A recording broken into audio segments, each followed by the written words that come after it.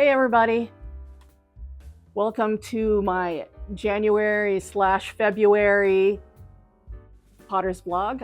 If you're new here, my name is Mercy. I am a ceramic artist living in Los Angeles. January was fire, and more fire.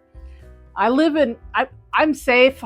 I live surrounded by homes in a very flat area with very little trees, super urban. I don't know if you can get any more urban really than where I live. But I have many friends that were affected by the Altadena, Eaton fires, as well as the Palisade fires. Very stressful, to say the least. In worry, hoping my friends are all okay. They're all fine. So that's good, but just to understand, I did record the sky because the Palisades fire and the Eaton fire are pretty much north and west of me. So, and the winds were coming, and the sky went very hell-like landscape in there, and with ash falling, and we were warned to stay indoors. The air quality was pretty bad, and it went on for many days. So that was pretty crazy, and but all is fine now. Took a while. We had rains that came in as well, which had a bit of an effect for possible mudslides and that type of calamity that tends to happen as well after fires, kind of synonymous. I'm just glad everybody is safe, and thanks to the first responders and firefighters and all of those who helped with stamping out this fire. Unfortunately, this is part of living in the Southwest. I know other states have these type of crazy fires too. And the environment is clapping back, basically. We've had drought, we've had very dry conditions for a very long time, and winds, and then there's crazy people that set fires. And wanted to at least bring this up. I will be showing some of the footage I took. I went out shopping one of the days, and right above the Ralphs there was this angry ball of fire, which was, the sun, but it was just orange and angry. So January was mostly dealing with that, and I was doing some changeovers with, I had my business tax that I had to do, which was always fun, and so end of sarcasm, and a lot of boring housekeeping. February was Arts and Archery, which is an event that my historical club puts on.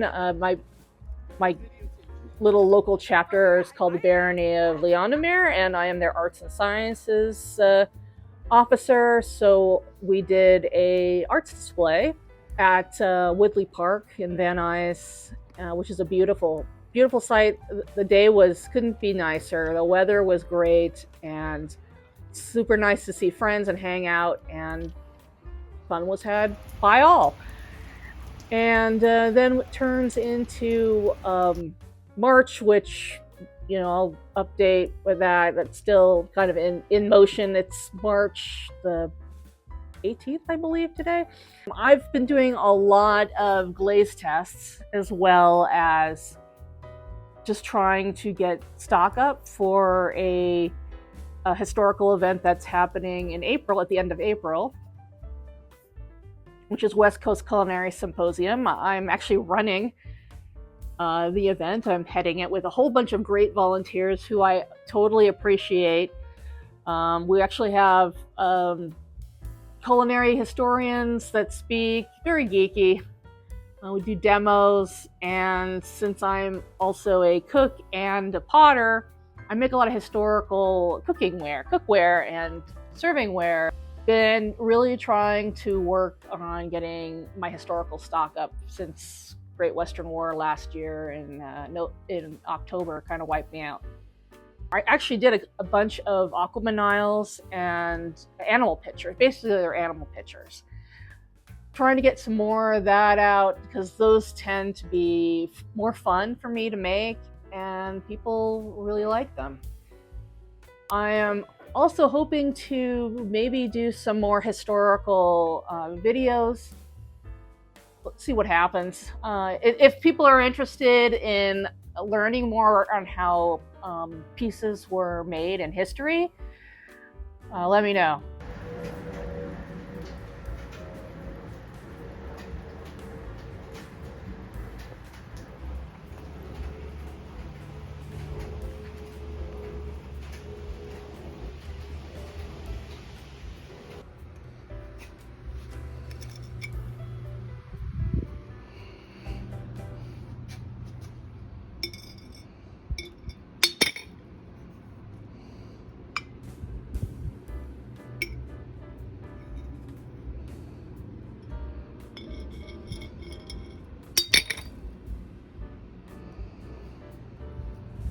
I figure everything I need, it'd be like the type of hues that I have to pick, which would be yellow.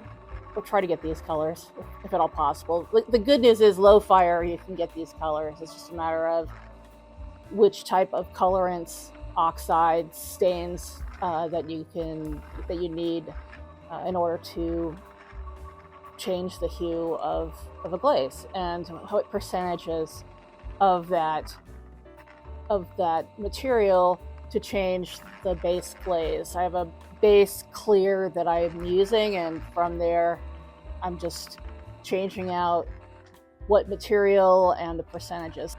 In this case, like with these guys, just to show you the difference. So this is a blue. I was trying out to get actually several different hues of blue. I was trying to see what I can do.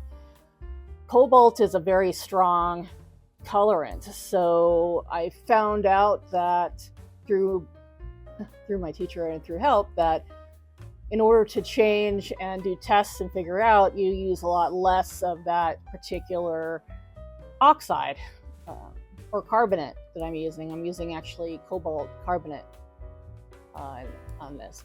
So this, just so that you can see, this is 0.14% that I used of cobalt, and this is 1% of cobalt in a 100 gram test of glaze test. So you can see the biggest difference. So this is lighter, less colorant, and this guy has gotten more. So from 0.14 to 1%, there's the big difference. And in actually, what I was doing, it was in different little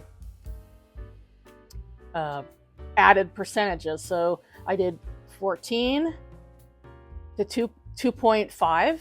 14 to 2.5. So you can see there's a little bit, the lighting in here is kind of not the greatest, sorry. But then I did a 0.50. You could really see the difference, start really seeing the difference, to 0.75. So basically I'm doing these strip tests basically, and trying to see what percentages to my base is going to give me what I want in the color. So even comparing the 1% to 3%, see how much darker that gets. It's actually really interesting how blackish it starts looking. And to the 5%, and from 1%, and actually I think is like 5. Oh, and then my darkest was 7%. So you could tell the difference there too. So the ones the color I'm really liking has been probably the point. This is 0.75. This is probably going to be the one I'm gonna move forward with. But I'm still doing colors now. I did the same thing with a number of other colorants, like I have tried a mason stain called Sunshine, and that is, I think that is a US Pigment stain. So this is 0.50, because stains, at least this stain is not as strong as the cobalt, so I don't have to take, I have to use a lot more in order to get more of a hue difference or a color difference. So this is 0.50, and actually I don't know if you'll be able to really see the difference between 0.50 and this is 1, and that's 0.50. But here is 3% in comparison to 0.50, so you really can see that this is so much more pale than this one. And you know, I went up to 5%, and actually went up to 12%, which is really saturated. But you can really see the difference between these colors. So I did a lot of different colors. I did greens using chrome, as well as copper, as well as nickel. So all three of those types of minerals, or stains, and or nickel. I think I used nickel carbonate, copper carb, and chrome.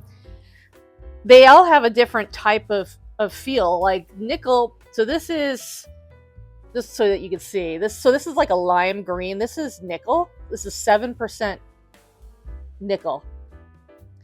And here is, I think this is copper. Yeah, this is 5% copper carbonate. So this looks more lime, if that makes any sense. And this has a bluish tint, I would think. I think that's a good one. And then chrome, which is a strong, very strong colorant. So I can compare. This is 0.50 of chrome, and so you can kind of see this one is more, I would say, like a Kelly green. So these are all really cool, and they all have different uses, especially when you're doing flowers, leaves, trees, shadows. So I have to make decisions based on what I feel like I'm going to be using. So these ones are really cool. And I am actually going to be doing more chrome tests to see what happens, because I'm just trying to dial in my tests on that. I've also been testing the slips, which is its own little test with its own colors. Now, I don't know how many I'm really going to make or use, because I don't want to have a billion different options, or I also don't have the storage for that many things too. So I'm probably going to only have maybe 3 or 5 different colors. But here's one of my slips with a clear across it. This was glazed a little heavier. I think you can actually see the color more better on that side.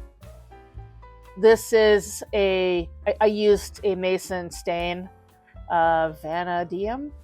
I'm mispronouncing it. Terrible. Sorry. This is rutile. This is 10% rutile, which is more tan.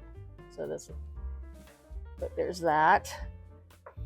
And oh yeah, then I had some crazy. I used deep crimson on this. This is another mason stain. I actually think deep crimson might be discontinued. This was a pretty old bunch of stains I had. I have so much materials and so many things that I've got that I have to use up or get rid of for so long. So this is 7% deep crimson for the slip with the clear on it. And here is, and here is another one with a thicker. This is actually the second one I did. This is the first one, and I added more deep crimson on there, and then you can kind of see what it is matte and with the glaze.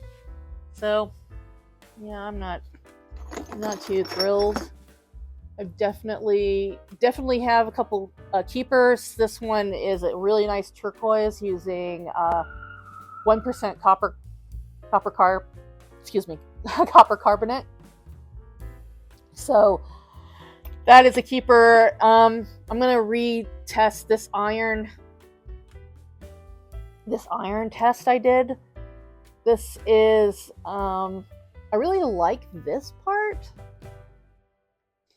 because I really like grungy kind of glazes and these crazy textures. This is over a texture, so I really like how this looks, especially good for sculptures or just trying to make steampunk or metal, and I'm always for that. And then I had this really random test, which is the black on-go. You can see, and then I put on top of it, it was supposed to be a regular clear, the clear that I've been using on everything, but for some reason the black reacted in such a crazy way that it has this kind of blistering, and it looks super alien and gross, gross in a good way, because I love that kind of geekiness in there. So I'm going to try to recreate this and I'll probably put that aside for other projects that I've got. And I think I did about 6 different slips right now, and they're fine. I think I'm probably gonna just pick maybe the black for now, and maybe a couple other ones for the on-gobes. So I would be using an on-gobe for sgraffito, for mishma, which is the on-gobes inlay, or just kind of getting more of that matte or that super stable type of coating for my glazes. I mean, for my pieces. So the glaze to me right now is a little bit more usable, I guess you can say. So anyhow, I would say that's my February and my March. I've just been working mostly on that. Now I have some test tiles, other types of test tiles, because so I made these test tiles, just small ones. I made about 150 of these little guys, and didn't do the greatest job on all of them because some of them don't stand, which is fine. And also, this doesn't give me enough information that I need because I do so much carving and stamping and trying to fill in color that I decided to just make some cups for my test tiles. And this one is actually one of the newer ones that came out, which I know it looks pretty crazy, but so a lot of these are stamps, clay stamps I've made, or wooden stamps I had, and cutters and all that kind of good stuff. And I did some color blocking. So this is actually a slip, or one of the on-gobes. I know I keep on flipping back and forth, but it basically whatever. If anybody needs me to explain the difference between an on-gobe and a slip, I can. Just put that in the comments and I can do a bit of a video, a little short one, or delve in deeper. But anyway, doing my color blocking, trying to get that in check, and more testing. And overall, I really like this kind of chaos, for sure. That's just one of them. I'm looking for glazes that really kind of drip. So there's this one as well. Parts of these I like. Parts of it I don't like. But for the most part, I would say 90%, I really am digging the look of it. And this yellow is this textile yellow. So super saturated, super smooth, and really nice. So this yellow I will probably keep. I may, I'm not sure if I'm going to make 12% in the future, but I may. I do like the 3%. This is the 3% difference. So, but yeah, the lighting, sorry. That's terrible here. But so for the most part, that's what I've been working on. I'm also getting ready for several sales in April, the end of April. I'm doing a cooking symposium. May, I have a war, SCA historical war I'm going to. As well, I may be going to another SCA event in the Valley, depending on how much stock I have left over from West Coast Culinary Symposium, but we'll see. And I am trying to get into other shows, different venues, different types of events this year. Last year I did a couple different ones, many of which I wouldn't repeat, but it was a good experience. So I'm just trying to find maybe 2 other sources of income for me to sell at, trying to find my people and trying to promote myself there. So wish me luck. I'll be keeping everybody posted as the year goes by. So I think that's it. Thank you all so much. See you guys later. Bye.